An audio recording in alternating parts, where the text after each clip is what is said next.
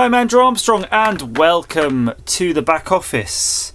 We want to play these games. So, if I recall though, when I tried this a while back on my little Mega Drive Radica system, I did have a blue one of these. I don't know what where that went, which is annoying because I'd quite like to play that too. I popped in some fresh batteries, and these are brand new fresh Energizers. So these aren't my usual cheapo batteries. These are actually pretty good ones. And you can see there, no red light. And at the time it was majorly disappointing. You know, you're just geared up to do it. I was like, oh yeah, I really want to play this. And yes, there are other ways to play this. I could get out the Mega Drive itself, correct. I could get out the Xbox 360 with one of those Mega Drive compilations, but it's not the point. Sometimes you just want this thing to work because it exists so that you can have a quick game of Mega Drive games when you need it to get it out of your system. And when it doesn't work, that's sad. Instant distress. But it's also a good opportunity for us to have a look inside, because I've never actually opened up one of these. And if we can actually figure out what went wrong, once went right, Quantum Leap style, then that might be of help of you at home if your one doesn't come on. Although I suspect a lot of these just ended up in the bin, unfortunately. Which is a shame, really, because these themselves now seem to be collectors. And I remember when I was probably bought these, it was like they're almost a bit of a joke. But now, if you go to a car boot sale and find them, sometimes, you know, if you wily car boot vendors seem to know what they've got. They won't just throw it away. They'll sell that to you for decent money. Game. Important. Not all games will work in two-player mode. Well, fair enough. It's difficult to work in two-player mode with one joystick. Right, so what I'm going to do, you can see there's two wires here, and they're connected to the battery base. So let's do a first thing is just to pop the batteries back in and take a voltage check at the terminals. We'll do Occam's razor here. So if it's the most basic, I'm not really quoting Occam's razor very well here, but do the easy thing first. How about that? Do the easy thing first. I think that's near enough. I've got me meter. I can't find my little green meter, which is sometimes, it's not quite as good as this one, but it is a bit more convenient. Right. One on there and one on there. 6.52 volts. So that's looking actually pretty good on that point. But when I push the power, nothing. So I think we're going to have to break our seal. I didn't want to do that. That's damaging its... Oh, hang on. I was going to say it's damaging its resale value in the old collectible market. Oh, and if you're worried about that, you can do that. I'm not really worried about that. It's just a bit of a joke. So let's have a look. I've never seen inside before. So this is clearly the board where the switch gear is on, which we can investigate in a moment. And then that's coming to the main board. The main CPU, which is going to be the system on chip for the Mega Drive, is under this globe. I'm pretty sure this is a single-sided PCB, and we'll probably pop it out later if we have to. Interestingly enough, look how the can of the oscillator here has actually got a wire taking it to the board, probably the ground plane. Interesting little bit of tomfoolery there. But let's have a look at the markings, because some of yous work on this board and have modded them and hacked them and put keyboards and stuff on them. So I'll tell you what this one says. It's a 75020 PAL-R, and it's a 923-35100. Very interesting. If we look at the main chip here, which I suspect this is the games chip, your ROM that's holding your games. There's solder jumpers on there, so that's intriguing actually. You can see there's some terminals. It may well be possible to select something. That could be selecting memory banks or some configuration. Curious there. So you've just got a diode and resistor coming from the main power coming in, a simple cap, your connection to the telly, your video and sound, and that's it really. There's not much to these. Let's just go one deeper. Again, probably not so necessary for what I need to do, but I'll do it anyway. I can't see, from first glance by the way, I can't see anything obviously wrong with this. I mean, it's nothing jumping out. I know there's a few electrolytic caps and everyone's going, oh well, you got to recap it. Everybody's always trying to recap stuff, and I acknowledge that in a lot of older stuff that is often wise to do. I think it's not always the main root of the problem, and sometimes you'll have just probably found that if you just heated the PCB up with some hot air, just generally all over, your thing might start working anyway. It might be a crack in a bit of solder somewhere, but that's fine. We'll plop this down there with the rest of the screws. Interestingly, 2 inductors here, look, an L1, L2, so it's all stuff to do probably with the PAL output. Oh no, it is a double-sided board. Let's have a look what we got there. So we do have a bit of general malaise in here, actually. Look, there it does seem. Rust. Rust there and sort of dirty dendrites. We do not want any dirty dendrites, do we, Alex? No, that's right. I'm joined, by the way, with Alex. He's patiently waiting here. And it's interesting to know if the LED is powered by the switch or the circuit. And we can look at that too. So maybe the LED might only come on when this turns it on. That would be a good indication. Let's give this a little quick clean. And interesting enough, there's some terminals here for ground and VDD. So it does have test points on here if you really want to do some deep probing. I'm going to do my usual, just give it a quick clean. Maybe it'll work once we're done. And I haven't shown you this for a while, but if you're doing it yourself, get your tissue on there, get your little brush like this, and just work it around, little circular movements. Go around every pin, every chip, every whatever. I'm just doing it around the dirty dendrites right now. And that will lift the filth onto your tissue, because otherwise you're just floating it in the flux and then putting it back down where it was. At least do something like this where I'm trying to whisk it off with some whisking motion. And then you can see there's little bits of blue stuff, and I've got my kind of little gentle horsehair brush. You can get it from all good tailoring service shops. And there you got a lovely clean PCB there. Let's have a quick test though. Put that button on. Yeah, no power light. Yeah, no power light. Not sure what we expected really. Just it was a long shot. Right, so we've got our meter. We're going to just probe. We've got 2 wires here which look like they could be power. And it's a black wire and a yellow wire, and I'm seeing nothing on those. There's an orange one. Just seeing where the bar is actually. Should see where the power comes from the battery. You've got an orange and a black, which actually they're coming to this input stage here, which is interesting. So we should be able to measure something there. I'm just going to measure on these 3 little test points here, just to see. Interesting. I'm just wondering. So there's the 6 volts here. Yeah, I can see it. I'll zoom in a bit for you. I will tell you the voltage. Don't worry about the meter. I'll tell you what the meter's saying. Right, so we're going from here to here. 6.51 volts. Okay, so that's the wire coming in. That's going to the terminal that's normally connected to the input jack. I'm going to turn that over and we'll have a look, see where that goes. And it may well go to a diode. I think we'll just have a fiddle around. I'll have a fiddle around, see where it goes. So we've got that there. 6 volts. And there's a diode here. Taking care of business.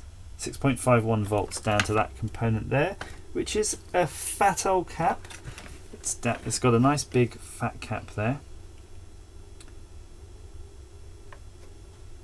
And can we find it going into anywhere else? Because this is a 7E05. I'm wondering if this is a nice little regulator here, a nice little itty bitty voltage regulator.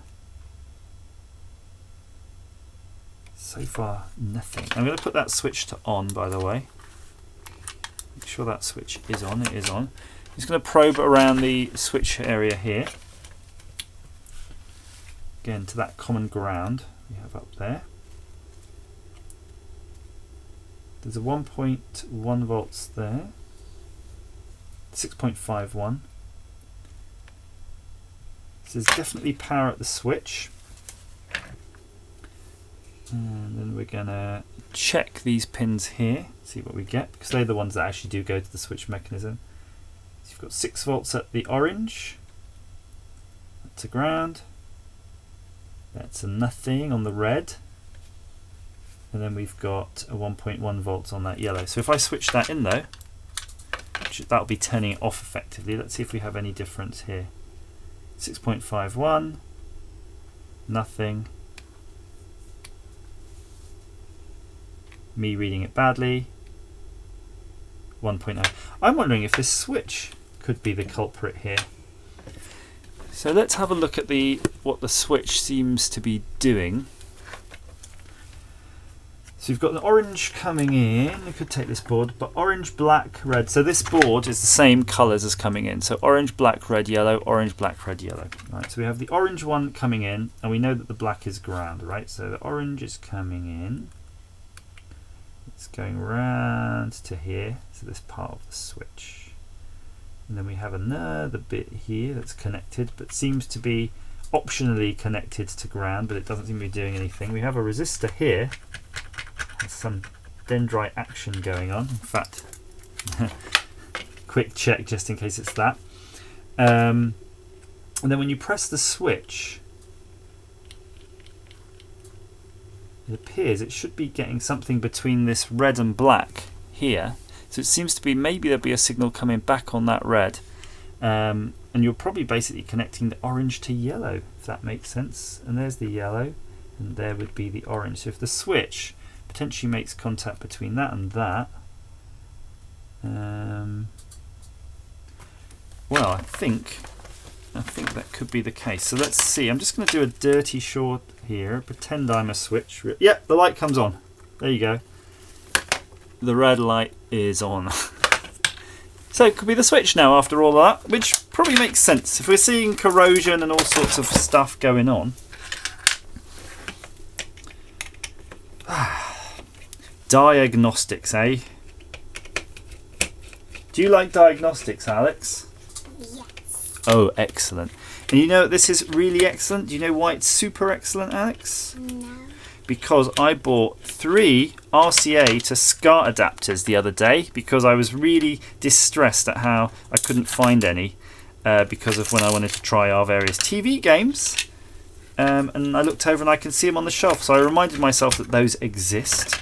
And that's the perfect opportunity to try that. So we just got to clean this out and this should work. That's the plan. There's the switch. So 2 things. Do we dismantle the switch or do we just try to squirt cleanser into it? I think we'll try to dismantle it because I like the idea of us opening this up and having all of its pieces ping out all over the back office, never to be found again.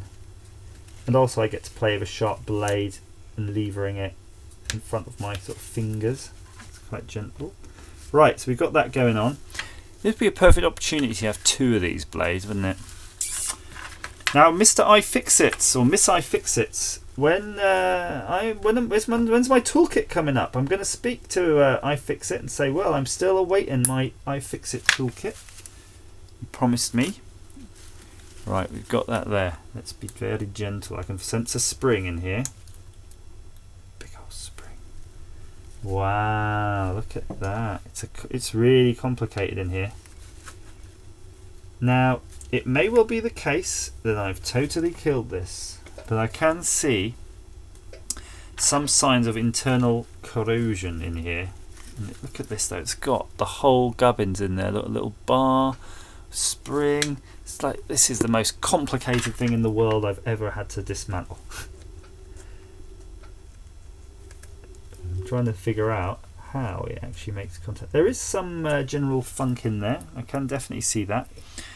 General Funk being, of course, a character in the latest Star Wars movie.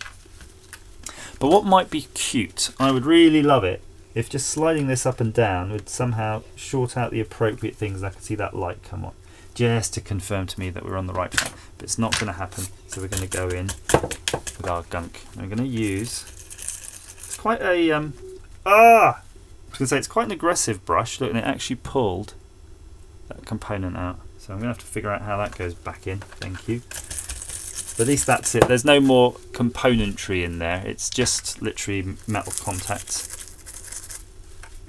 And it's quite an awkward thing to get a brush in at the right angle. So I'm just going to try to use these ice cream sticks.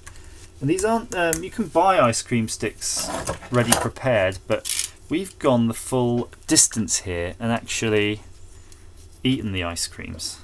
Didn't we? How many of these ice creams did we eat, Alex? 1,000. 1,000, look, definitely. There's a lot there in the old pot here. Not sure if it's quite 1,000, but it's certainly a few. So we're just whittling down one to make it the correct shape. Because you want something a bit more pokey-fad. Pokemon. What's your favourite Pokemon? Pikachu. Pikachu? But he's not even the best Pokemon. Gazwad. Gazwad? No. What does Gazwad do? No, Gazwad. Guzzlord. That sounds scary. What does Guzzlord do? I don't know. You don't know? How's he your favourite then? Right, just taking the innards. But it's a big Pokemon. A big Pokemon. Ooh. The bigger the better? Yeah. Ah! Okay. 210 health. 210 health. That's way more health than I have. Right, the switch is falling apart. So I'm trying to test it here, so be a bit more careful. So I'm putting the leaves back in. I would zoom in, but I don't want to move my hands away from what I'm doing right now. Got it. Right, you can have a look, see what we're doing. So I'm just trying to put this in. It's not going to have a spring loaded or a latch or anything, but if we got to the point where it was actually working, doing what it... Oh, look, there. See the light? Oh. That's good. It doesn't feel very springy, to be honest. It's almost like the spring has all gone out of the switch, but I can't believe it's had that many cycles. I certainly didn't play it that much. But it could just be that it'll be all right on the night. You know, put it all back together and it's just going to be fine. But I'm not going to trust that. One more bit in here while we're in there. Pokemon! Do you like the Pokemon songs? Yeah. Just a little bit of a scrape now with the metal thing. What's your favourite Pokemon songs? Is there more than one? Yes. How many is there? I don't know. I think there's two. Yeah, I think maybe you're right. There might be two. Right. I didn't see how this came out. That's someone texting me going, no, you're doing it wrong. But I'm going to go with something like...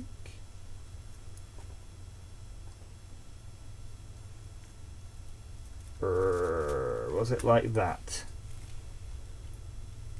No, I don't think so. Let's try again. Was it... This may take some time, so bear with me. I'm going to do a jump cut, I think. We're about right with this. I've popped the little spring back in while I was at it. I tried a few machinations, and that seems right. If I wasn't so lazy, I probably could have just go back and watch the video on tele. But let's get this right. I can see there's a dimple right here, by the way. Dimple there. The dimple's going to align with the spring. And then there's a whole weird shapey thing that I think that pin goes into. So quite a few things to go wrong here. It might well just be that you have to put the pin in after, but I've just got no clue. It's amazing to think how complicated some of these things are. Oh! It actually just engaged and stayed in, and the lights come on, so this is all a good sign. Let's get the lid on. If we can get this on uneventfully. Yes! Oh no, what? Hang on. Oh, the latch. It's not latching. It's not latching. switches back together. That was a little bit fiddly, to be fair. There wasn't really anything obvious. When I took it apart, it all kind of pointed out, but when I rebuilt it again, it seemed to work fine. So if you've got one at home, I guess the advice I can give you is just to persevere. It seems to sort itself out. So I'm going to plug it all back together. It's the tricky part sometimes, isn't it? Because these wires aren't particularly long, so you're going to need to make sure you get them in the right spot. There's a few little keyways there, so that can only go on one way.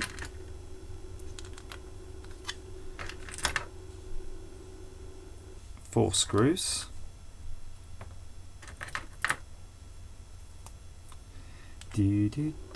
Lost my helper. He got tired, I think, of watching this. Just noticed as well, there's two different sizes of screws, so I can't zoom in right now, but just be careful. There's two thin ones and two fat ones. So I've got the thin ones actually opposite. That was the first thin one. Second thin one. I suspect the fat ones won't want to go. And if they don't, that's great. Oh, they kind of do anyway.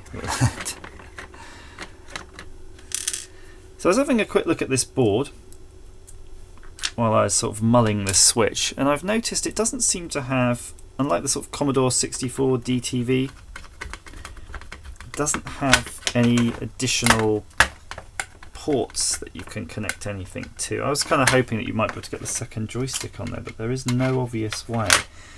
But sometimes,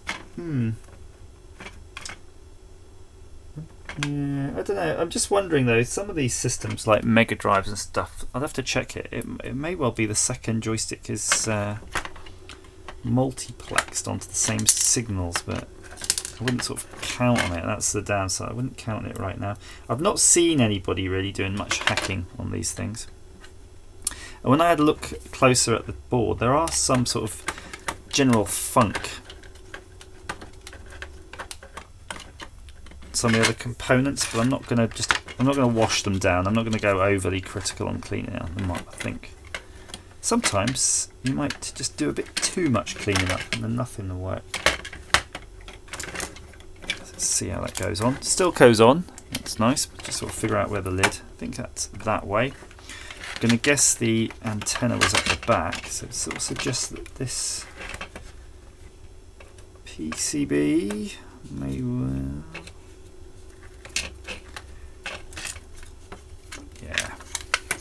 Maybe you might like a jump cut right now. Struggle on momentarily and jump cut. And there you have it. I actually did plug this into the TV and it worked great before I put that last screw in. So yeah, I hope that is been of some value to you. It's certainly been useful to me. I'm really glad to get this going again, just so I can play those sweet Mega Drive titles. And it's interesting about that ROM thing. I would look into that ROM thing because it does look like potentially you could put different games on it. That makes me very curious. Now I think there would be a mod for this. I'm going to have a look at this. It's probably a future video now, but now we know this works because the audio quality on these is a bit terrible, and I think there's some options in terms of adding a couple of capacitors into the audio pipeline to sort of reduce that, to sort of shape the sound a bit better. So we might look at that in the future depending on how much I can stand this if I really get into playing it again. But as ever, thank you for watching.